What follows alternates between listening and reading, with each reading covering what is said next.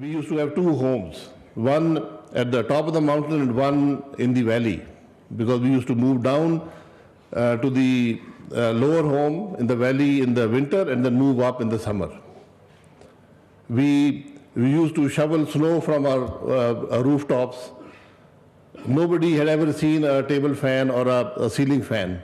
Today, people are putting in air conditioners. So the crop patterns have changed, the tree growth is stunted. The changes are so radical and they're so obvious that I think nobody needs to be today educated about climate change. I think Pakistan remained fairly immune, at least the population remained fairly immune from the issue, but now we are all feeling the effects. What happened in Lahore a few weeks back, I think, is an eye-opener. And this is just the beginning. If we don't take action, this is just the beginning. Pakistan ratified the Paris Agreement on Climate Change in 2015, and Prime Minister Nawaz Sharif spent a lot of time there, spent a lot of time on the issue, and I think Pakistan is fully committed to playing its part in working on climate change. Our emphasis is three-pronged. We first will protect our population from the effects of climate change. We have to promote growth and reduce poverty at the same time. And we also need to meet our international commitments to reduce emissions to prevent climate change. So Pakistan remains committed to all these issues that we had acceded to as part of the Paris Agreement. Today, 8% of the government budget goes to climate-related issues. The Parliament also has taken action. The Act on Climate Change has been passed, and two institutions, the National Climate Change Authority and the National Climate Change Council, have been created. We've also adopted the National Climate Change Policy. But this is just the beginning. We are also committed to managing our the disasters that we face, the natural disasters that we face. The PMD, the Met Department, provides the related information. The GCISC provides research, and the NDMA provides the response. But a lot more needs to be done.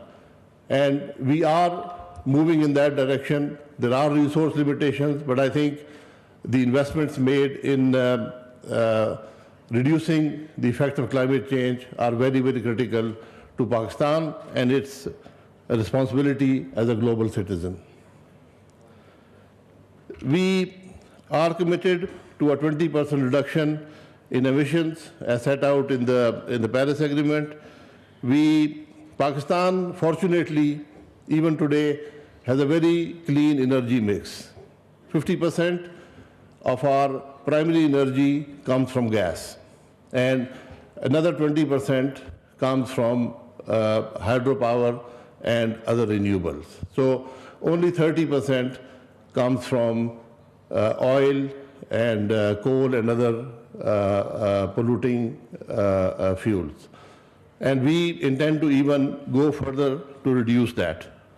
In 2012, we had 0 kilowatt-hour generation from renewables. This year, we will have 1.5 billion kilowatt-hours. It's not much. It's about less than 2% of our total generation, but it's a start. And we intend to take this up to triple it within the next 2 years. So Pakistan is committed to renewable generation. We are also making a massive change from furnace oil generation to gas-based generation. There is, unfortunately, for the first time, we are committing to some coal-based generation to diversify our energy mix. But it will remain below 7%. And this is the latest clean coal energy. But again, the shift away from furnace oil will more than compensate will more than mitigate any negative effects that coal generation may have.